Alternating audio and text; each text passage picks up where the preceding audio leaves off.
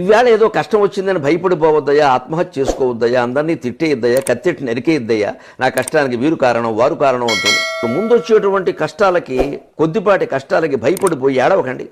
నా బతుకే తార్కాణం అన్నట్టు రామచంద్రమూర్తి. పట్టాభిషేకం ఎప్పుడో జరిగింది. పట్టాభిషేకం రావణాసురుని సంహరించి పట్టాభిషేకం జరిగే నాటికి రామచంద్రమూర్తికి 45 ఏళ్ళు వయస్సు ఉంటుంది మన లెక్కల్లో చెప్పాలంటే. సీత ఆయన కంటే 7 ఏళ్ళు చిన్నది కాబట్టి 38 ఏళ్ల వయస్సు. 45 ఏళ్ల వరకు వాళ్ళు కష్టాలు పడ్డారా సుఖాలు పడ్డారా. చిన్నప్పుడేదో పెళ్లి జరిగింది, తర్వాత 13 సీతకు 6వ ఏట పెళ్లి అయితే 6వ ఏట ఎవరు కాపురానికి పంపరు కదా, 16వ ఏట పంపిస్తారు.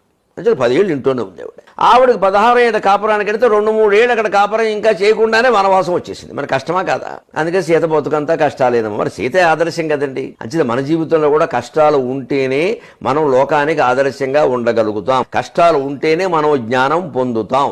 కష్టాలు ఉంటేనే మనం మేరు పర్వతంలా నిలబడతాం. అలాగని